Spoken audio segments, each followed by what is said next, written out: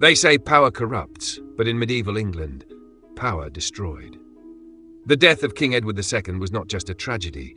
It was a scandal so grotesque, so drenched in betrayal that even centuries later, historians still debate what really happened in that cold, dark cell. Was it a quiet political execution, or one of the most sadistic acts ever committed against a monarch? Because what they did to Edward II, if the rumours are true, makes any royal conspiracy you've ever heard sound like a bedtime story. A king stripped not only of his throne, but of his dignity, punished not for tyranny, but for whom he loved. The name Edward of Caernarfon once commanded armies, but in the end, he was a prisoner, betrayed by his own wife, humiliated by his enemies, and remembered as the king who met a death too horrific to be written in the chronicles. They said a red-hot poker was involved. They said he screamed so loudly that the walls of Berkeley Castle still echo with his agony. But what if that's not the whole truth? What if his death was staged? What if Edward II never really died in that dungeon? Before we begin, subscribe and like this video. It really helps the channel reach more people who love uncovering the hidden and forbidden parts of history. Your engagement tells YouTube that this story deserves to be seen. And believe me, this one will make you question everything you thought you knew about royal history. So stay with me until the end, because the final revelation might change the way you see the Middle Ages forever. And after watching, tell me in the comments, which part of Edward's story shocked you the most? The betrayal? The forbidden love? Or the horrific end that history tried to bury? Let's find out. Born in 1284 in the majestic Caernarfon Castle amid the cold winds of northern Wales, Edward of Caernarfon came into the world destined to be a king.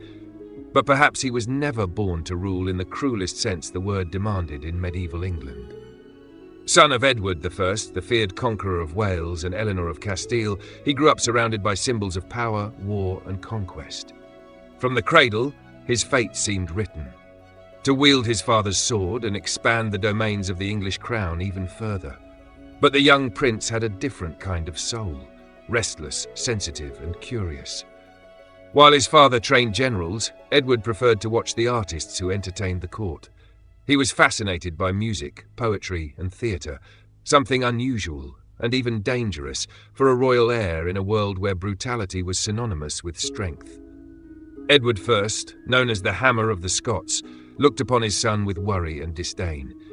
He expected a fierce warrior, but found a young man who preferred playing instruments, talking with servants, and riding for pleasure, not for war.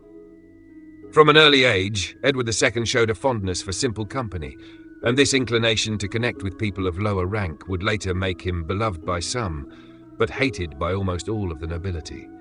In the eyes of the court, he did not act like a prince, and even less like the future King of England.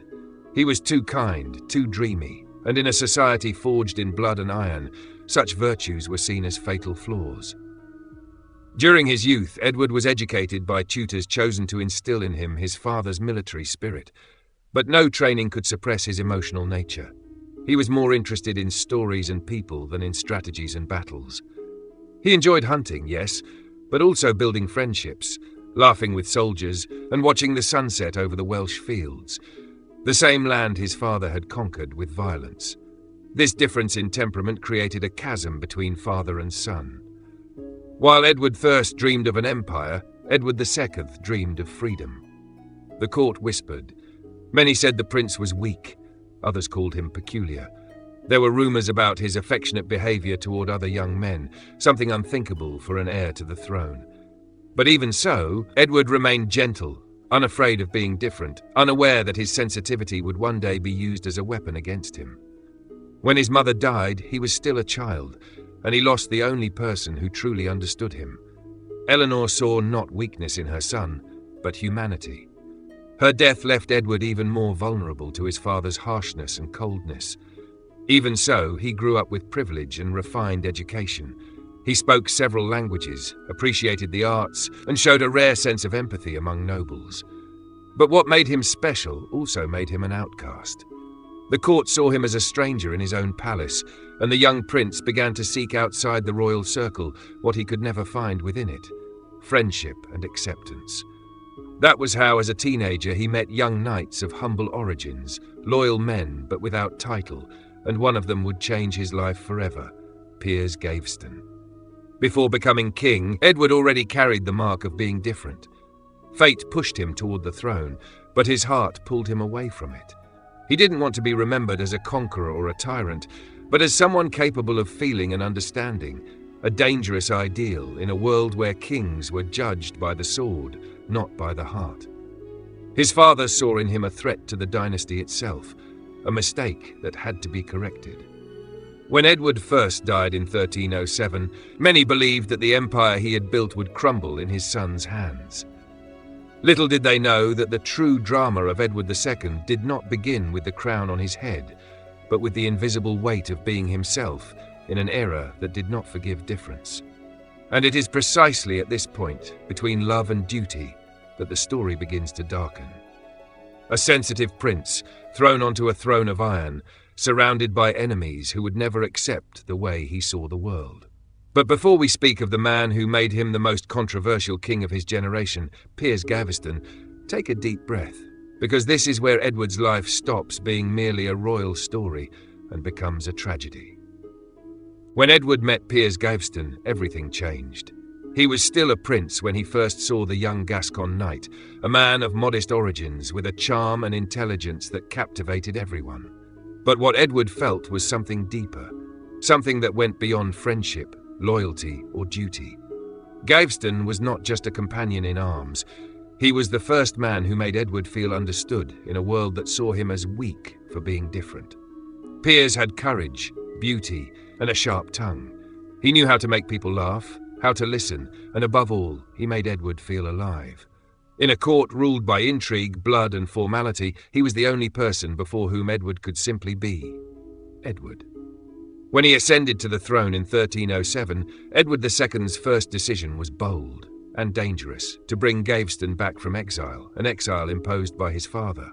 Not only did he bring him back, but he showered him with titles, lands, and honours. He named him Earl of Cornwall, one of the most prestigious titles in England, traditionally reserved for royalty. To the nobles, it was an insult. To Edward, it was an act of love. Piers became his shadow, his advisor, and his constant companion. Chronicles describe how the two laughed together, hunted, played games, and spent hours in intimate conversation, while the great lords watched in fury. Rumours began to spread. They called Gaveston the King of Masks, as he seemed to control Edward through charm and manipulation. The barons saw him as a threat, not only political but moral. How could a man of such humble birth hold sway over the monarch of England? Foreign courts mocked, allies withdrew, and within the kingdom itself, whispers turned into conspiracies. But Edward did not care. He ignored advice, scorned protocol, and openly defied the nobility, protecting Gaveston at all costs. Parliament, pressured by the barons, demanded Piers Gaveston's expulsion. When Edward received the order, his reaction shocked everyone. He wept. He wept in public, unable to hide his grief.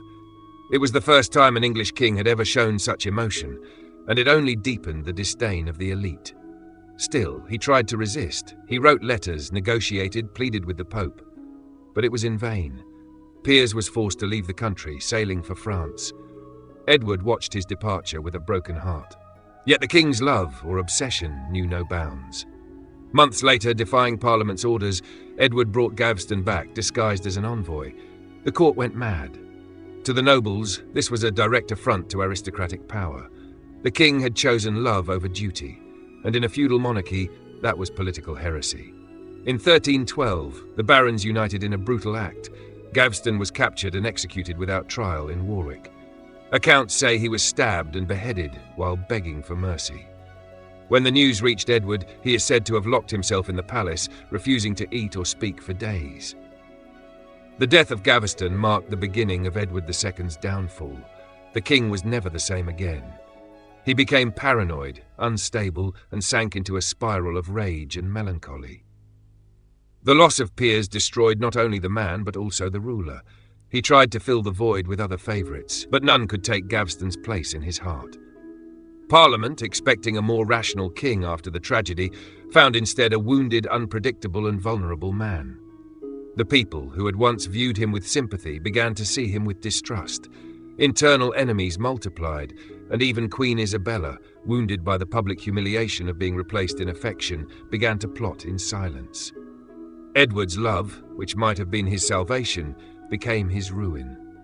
And the name of Piers Gaveston, the knight who dared to love a king, would echo through the centuries as a symbol of the fall of a dynasty and the human fragility hidden beneath the crown. But most intriguing of all is that, even after everything, Edward never forgot him. In later records, there are mentions of offerings and masses ordered by him in Gaveston's memory, a sign that their love endured through time and hatred. A king who loved too much and lost everything because of it. And it is this forbidden passion that leads us to the next chapter of the tragedy, the revenge of a betrayed woman, Queen Isabella, who would turn Edward II's broken heart into his final sentence. They called her the She-Wolf of France, a nickname that has echoed through the centuries, still carrying the weight of fear and seduction. Isabella, daughter of King Philip IV of France, grew up surrounded by luxury, politics, and the shadows of the most powerful court in Europe. She was intelligent, cold, and calculating, trained from childhood to understand the games of power that sustained kingdoms. When, still young, she was promised to Edward II of England, she believed she was entering a glorious union, a symbol of peace between two rival powers. But what she found on the other side of the English Channel was a loveless marriage, a distant husband, and a throne that rejected her before she could even sit on it. Edward was in love, not with her, but with another man, Piers Gaveston. And for a foreign queen, that was more than humiliation. It was a personal and political insult. In the early years of their marriage, Isabella tried to fulfill her role, elegant, loyal, and discreet. She endured her husband's indifference in silence, watching as Edward shared not only the throne and riches, but also his heart with his favourite. During banquets, the king ignored the queen's presence, while Gaveston sat beside him, wearing jewels and clothes as lavish as hers. The court whispered, French envoys sent embarrassed reports, and Isabella, the proudest princess of France, became an object of pity. But she learned to wait.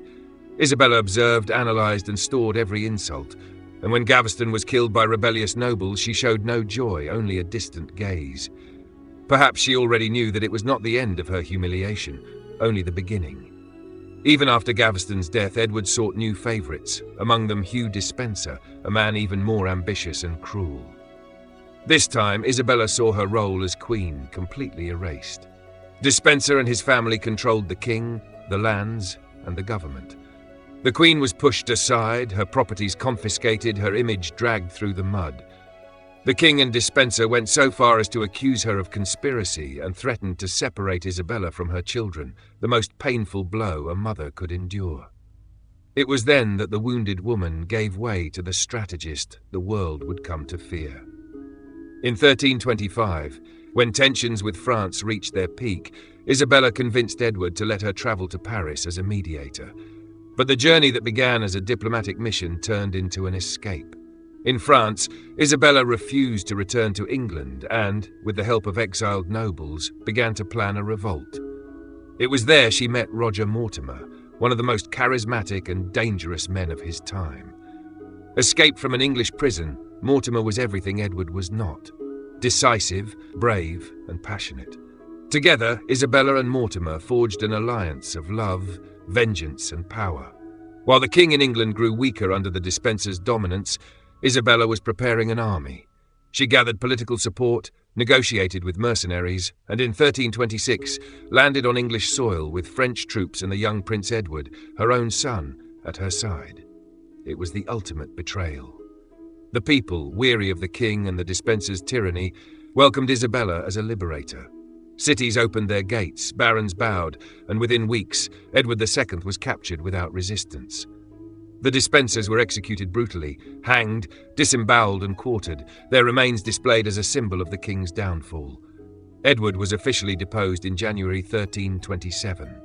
In tears, he was forced to hand the crown to his son, Edward III, under the cold gaze of Isabella and Mortimer. For the first time in English history, a queen had overthrown a king, and not just any king, but her own husband.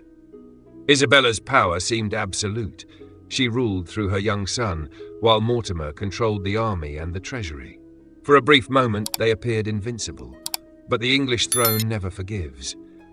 The couple who had toppled a monarch would soon learn that ambition and forbidden love always exact their price. Isabella's betrayal was not only the end of a marriage, but the beginning of an age of intrigue and vengeance that would redefine royal power. The deposed king, now imprisoned in Berkeley Castle, became a political ghost and a living danger to those who had taken his place. The fate of Edward II would be decided in silence, in the shadows of a cell, under the secret orders of a queen who, through love and hatred, forever changed the history of England. The year was 1327. England had changed kings, but not its ghosts. Forced to abdicate, Edward II left the throne in tears before Parliament, handing the crown to his own son, a boy who barely understood the weight of power and the price of betrayal.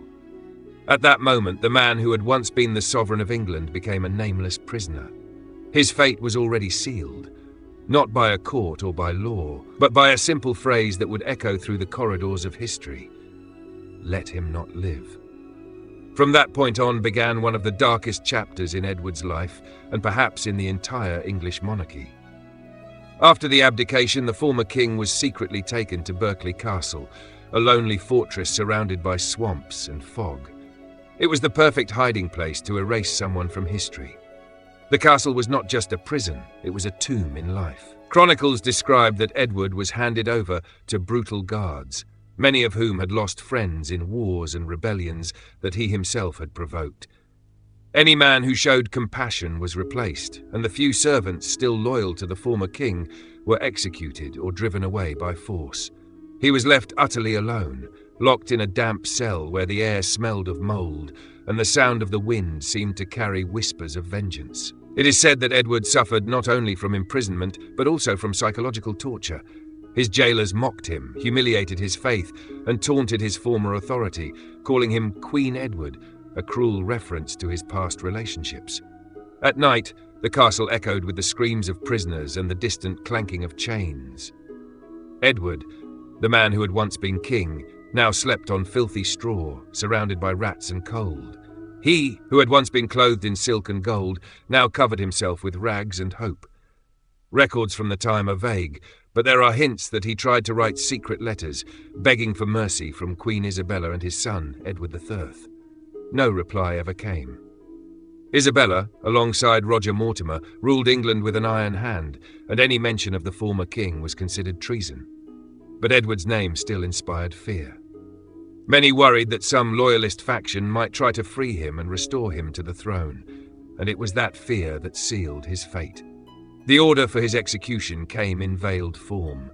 No official document survived, but chronicles suggest that Mortimer sent a coded message to the guards at Berkeley: "Let him not live."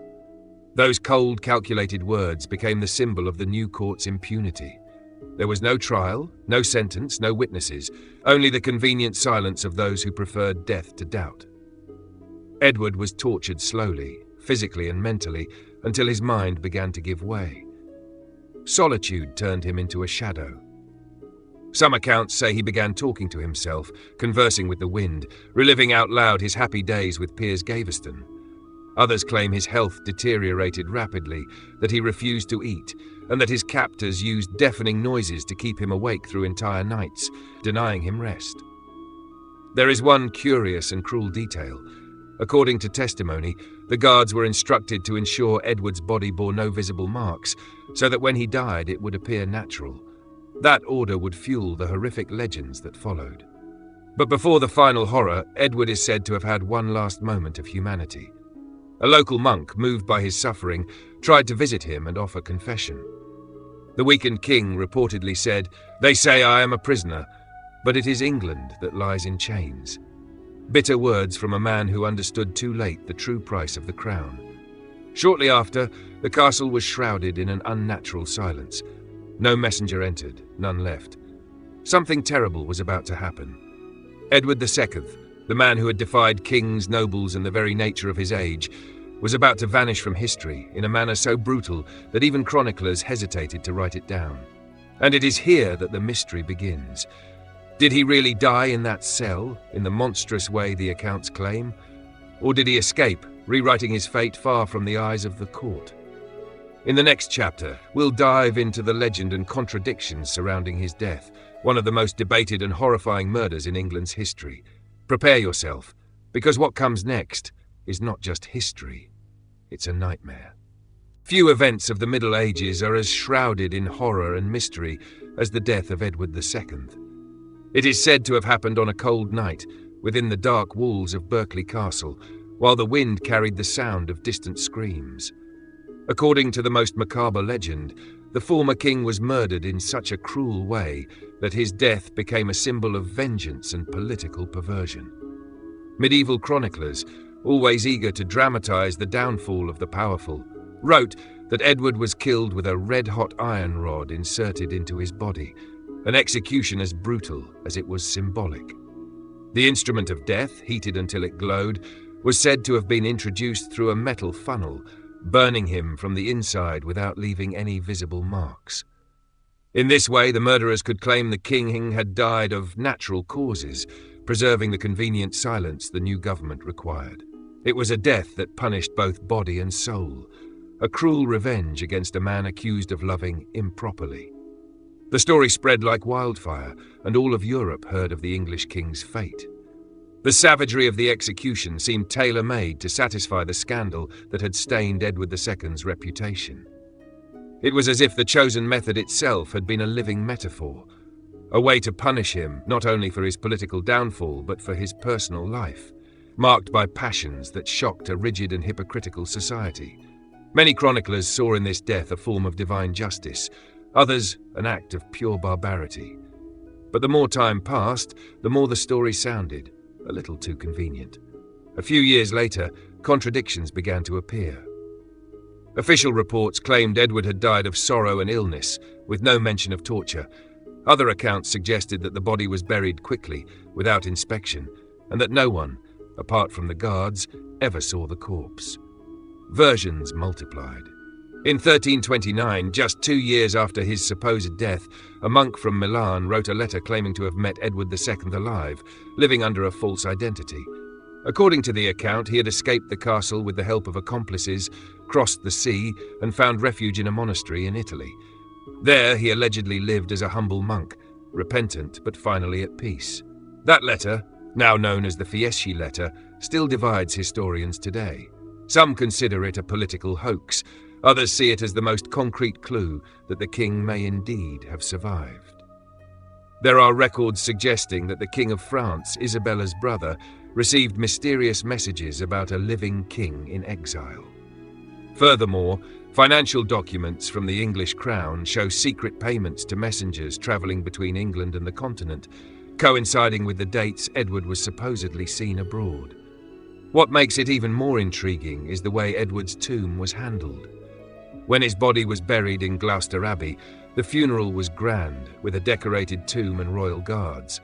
Yet no record of an inspection of the body exists, and accounts describe the coffin as sealed, something unusual even for a deposed monarch. This fueled suspicion that the burial might have been staged to end the matter once and for all. After all, for Isabella and Mortimer, silence was worth more than truth. Centuries later, scholars returned to Berkeley Castle and discovered secret chambers, underground passages, and traces of suspicious activity dating to the same period. No definitive proof emerged, but the pieces of the puzzle seem to suggest that the official version may have been nothing more than a smokescreen to conceal a carefully orchestrated escape. The idea of a vanished king, wandering Europe like a ghost, repentant of his sins, sounds almost too poetic to be true. And perhaps that is exactly why it remains so fascinating. Either way, the death of Edward II became something greater than the man himself. It became a political myth, a grim warning to anyone who might defy power or the moral codes of their time. A symbol of how history can be shaped by cruelty and by the need to erase an inconvenient name.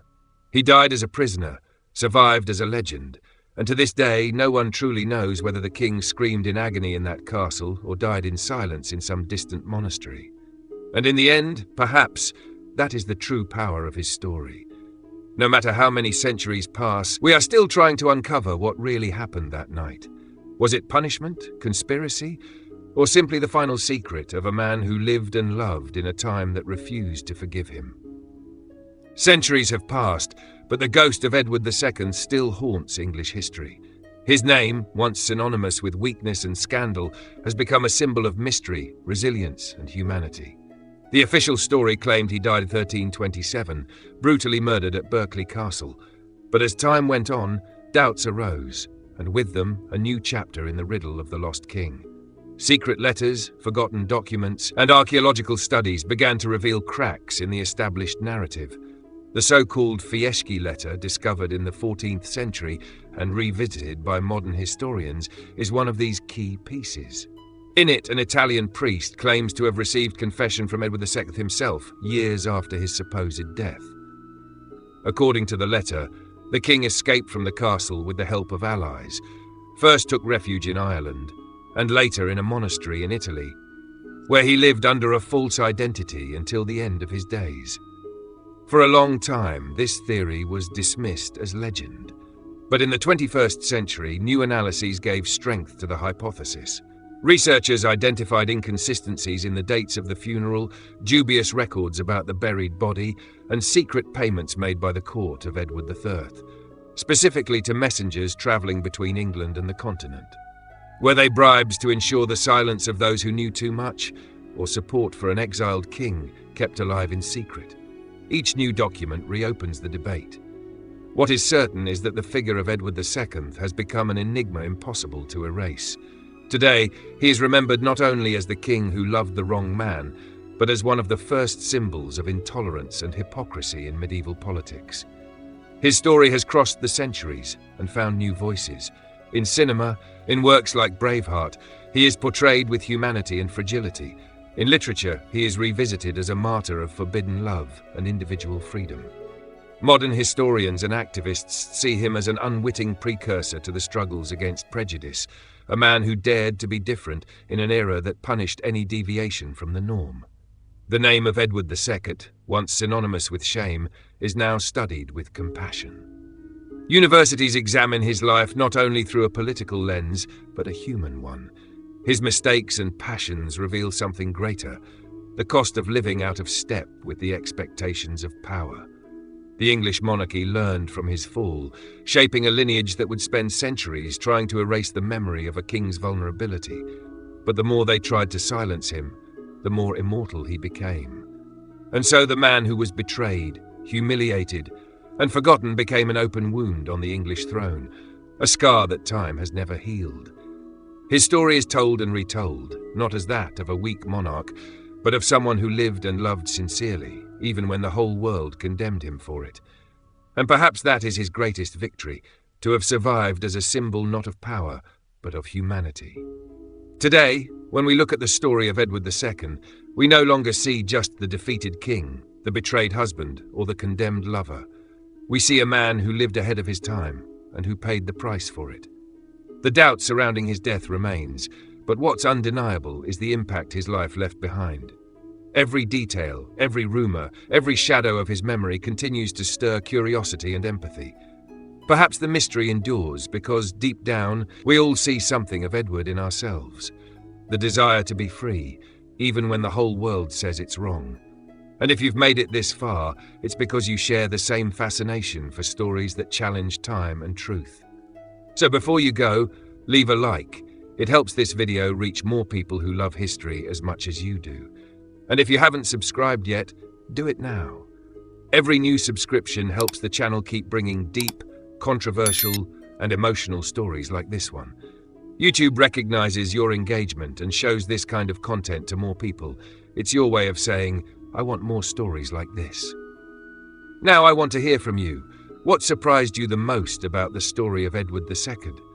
Do you believe he really died in Berkeley, or that he lived in hiding, far from the crown that destroyed him? Leave your opinion in the comments. I read them all and want to know what you think.